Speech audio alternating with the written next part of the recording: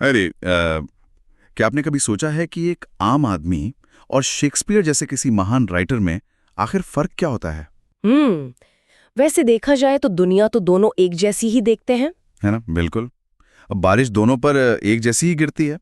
तो एक इंसान के शब्दों में ऐसा क्या जादू आ जाता है जो सदियों तक अमर हो जाता है? देखिए, यहीं पर वो असली रहस्य सामने आता है।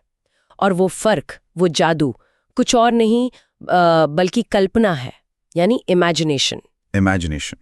राइट। हाँ, यही वो ताकत है जो एक बिल्कुल आम से अनुभव को ना एक एक्स्ट्रॉर्डिनरी रचना में बदल देती है। तो दोस्तों, रोजगार वाला अड्डा के आज के इस खास डीप डाइव में आप सभी का स्वागत है।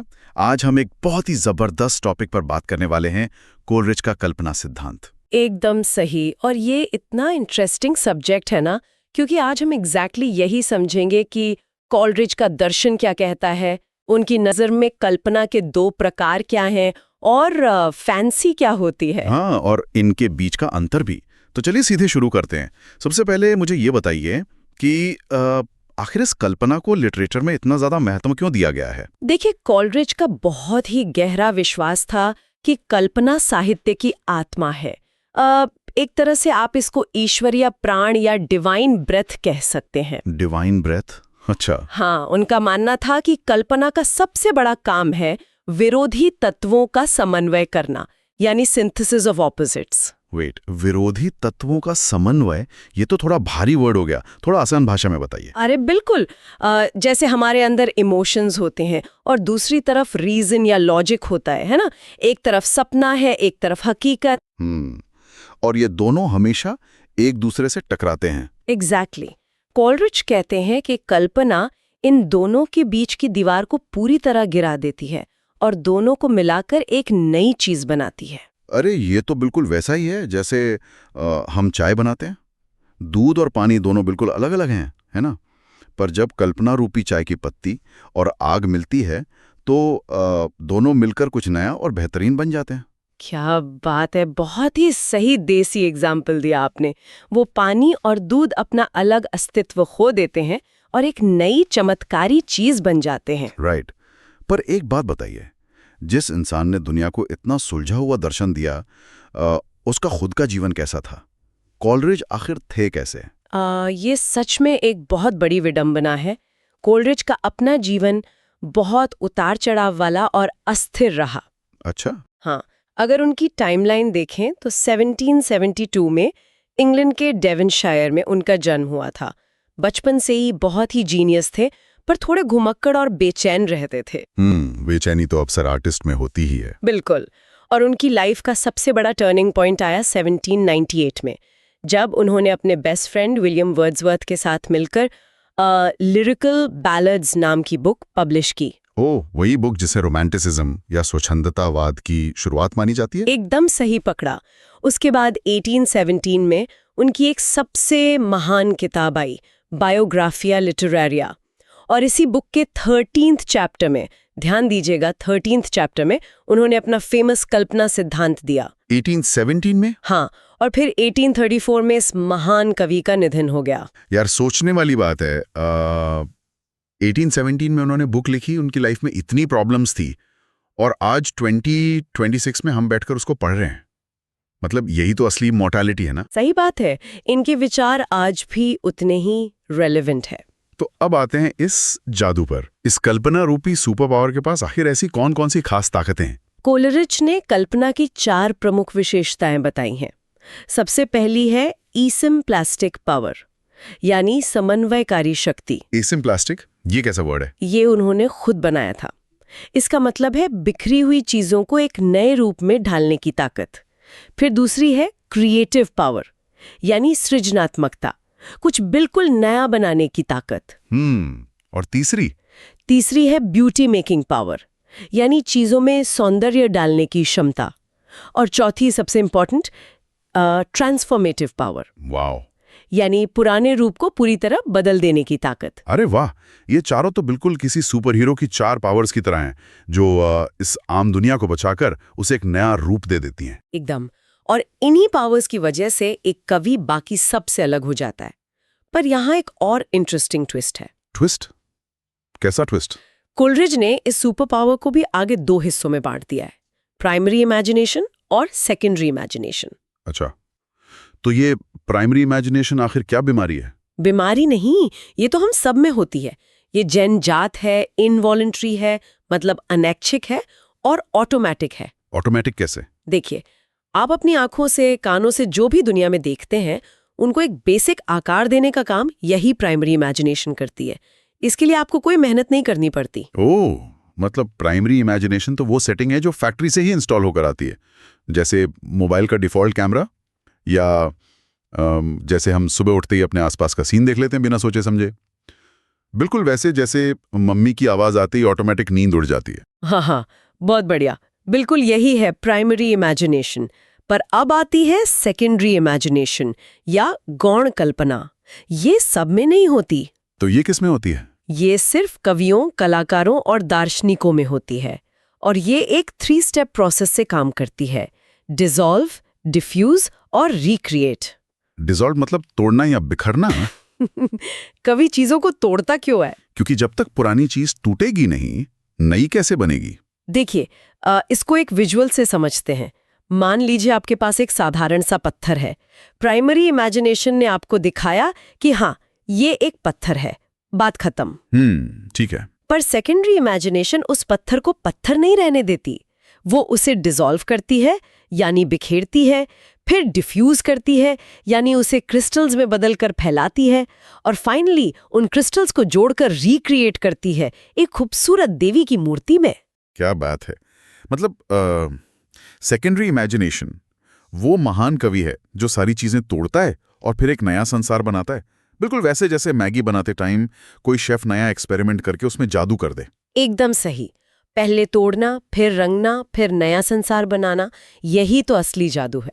पर एक बात बताइए, क्या हमारे दिमाग में आने वाली हर उलझुल कल्पना क्रिएटिव होती है? मैं तो बैठा बैठा कुछ भी ख्याली पुलाव पकाता रहता हूँ। क्या वो भी सेकेंडरी इमेजिनेशन है?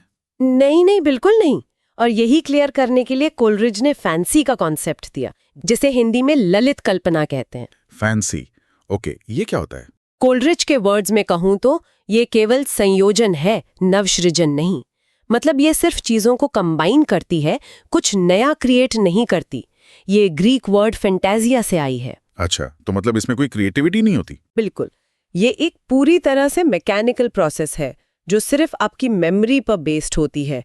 जो पुरानी यादें दिमाग में है, फैंसी बस उन्हीं को इधर उधर खिसका कर रख देती है। मुक्ति बोध जी ने भी कहा था कि फैंसी अवचेतना का बिंब है। ओह, तो फैंसी वो चालाक स्टूडेंट है जो सिर्फ नोट्स कट पेस्ट करता है ना, और उन्हें सजा कर रख देता है, जबकि इमेजिनेशन वो स्टूडेंट है जो पूरा नया और ओरिजिनल ऐसे लिख डालता है। हाँ, बिल्कुल सही एनालॉजी है। फैंसी सिर्फ कट पेस्ट का काम करती है। तो अब एग्जाम के नजरिए से बात करते हैं दोस्तों। इन दोनों के बीच का डिफरेंस समझना बहुत जरूरी है।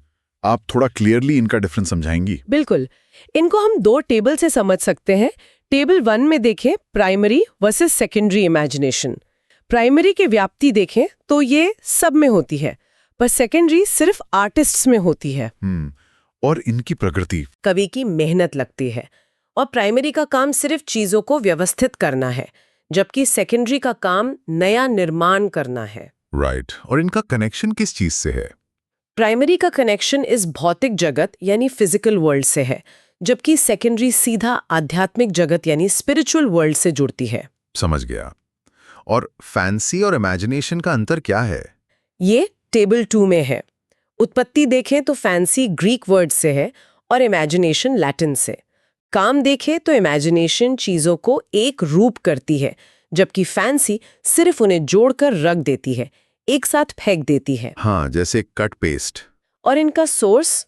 इमेजिनेशन का सोर्स कवि की प्रतिभा होती है और फैंसी का सोर्स सिर्फ उसकी मेमोरी होती है। दोस्तों, ये जो टेबल्स अभी हमने डिस्कस किए ना, ये एग्जाम में बिल्कुल गोल्ड है। इन्हें तो रट ही लो, पक्का आएंगे एकदम। इन टेबल से सारे कॉन्सेप्ट्स क्लियर हो जाते हैं। लेकिन मजा तो तब आएगा जब हम इस थियोरी को किसी रियल लाइफ एग्जाम्पल से समझें। तो चलिए एक विजुअल बनाते हैं। मान लीजिए आप और मैं एक सड़क के किनारे से गुजर रहे हैं। ठीक है। हमारी प्राइमरी इमेजिनेशन ने हमें क्या दिखाया? एक सड़क है, एक पेड़ है, बिजली का खंबा है, थोड़ा कचरा पड़ा है, बस। हाँ, सब कुछ जैसा था वैसा दिख गया। हाँ, आम जिंदगी में वही दिखता है। जब एक कवि की गौण कल्पना यानी सेकेंडरी इमेजिनेशन वहां आती है तो वो उस कचरे और खंबे को डिसॉल्व कर देती है, उन्हें हटा देती है अच्छा। और सिर्फ उस सुंदर गुलमोहर के पेड़ को लेती है और उस पर एक बहुत ही खूबसूरत कविता रच देती है। वाओ, ये तो बिल्कुल वैसे ही है जैसे फोन में फोटो खींचने के बाद आप उसको एडिट करके बैकग्राउंड को ब्लर कर देते हैं, कचरा छुपा देते हैं और सिर्फ आप और गुलमोहर का पेड़ फोकस में आ जाते हैं। बिल्कुल वही ब्लर और एडिट करने का काम कवि के दिमाग में उसकी कल्पना करती है। कमाल है।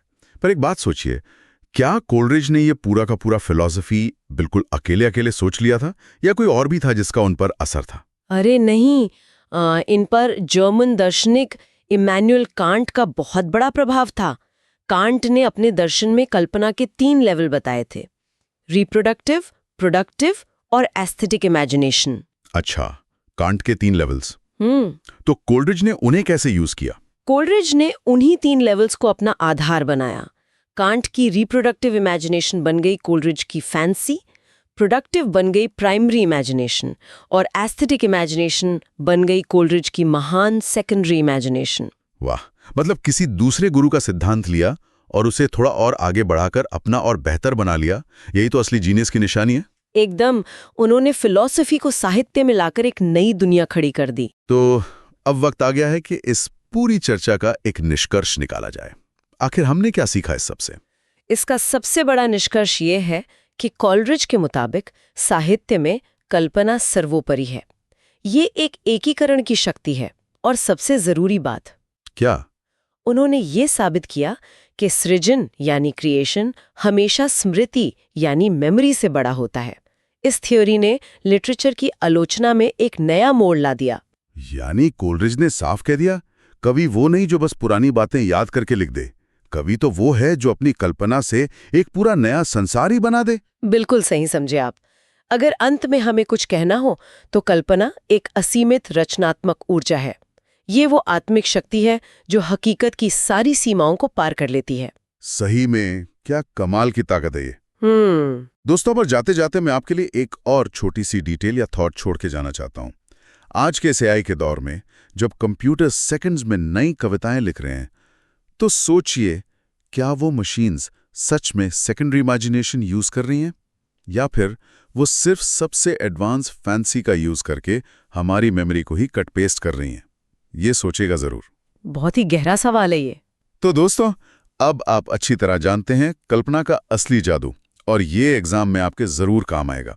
इस वीडियो को लाइक और सब्सक्राइब करें और कमेंट में बताओ आप प्राइमरी या सेकेंडरी इमेजिनेशन वाले स्टूडेंट हो। अगली बार फिर मिलेंगे, तब तक के लिए हैप्पी स्टडिंग।